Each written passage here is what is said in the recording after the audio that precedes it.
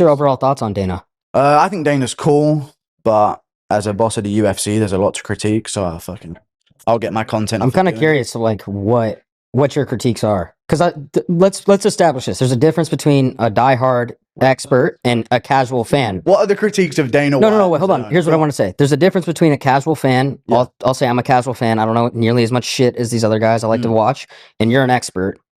So if you look at Dana being a businessman, trying to grow the sport as much as possible, you would argue he's doing a pretty good job.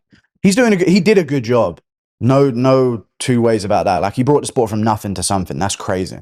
You'll never be able to top that. But at the same time, I always say this. Dana's supposed to be doing the fucking promotion for this, and he's out here on the baccarat tables with Steiner.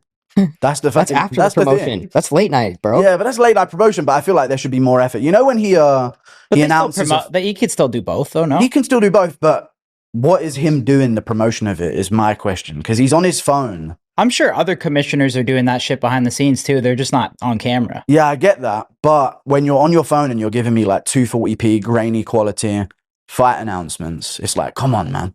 Hype up the sport. I just feel like the UFC could be 10 times better if someone was a bit hungrier. Yeah, Dana needs like his son to take over the business with new hunger for promotion. I don't know. What, you want the Vince McMahon I think Dana's route? hungry, bro. Dana's hungry for promotion in the UFC. I mean, he does a decent job, but he could do way better. I mean, look at this Paramount Plus deal. Yeah, but that's just the UFC.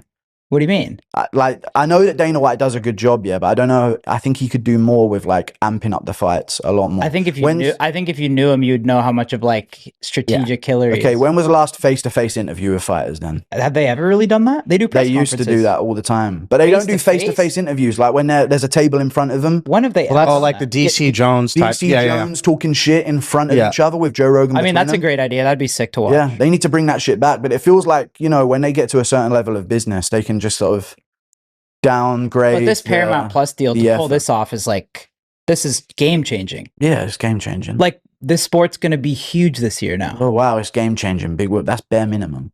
Give me more. That's huge. I'm a hardcore fan. I'm addicted to this. It's all I have in life. Give me more. I want more excitement. Do you think you need more from just Dana or more from the fighters? Everyone needs to be pulling their weight. Have they ever reached out to you? Yeah, the UFC used to reach out to me. Before UFC 300, they were messaging me to like get me on the countdown episodes. So I'd be like on the countdown, my voice would be on the countdown, my image would be on the countdown and stuff like that. So they would email me and say, can we use this part of your video where you're hyping up this and put it in the countdown episodes? But then John Jones was gay, so I just had to fucking... What?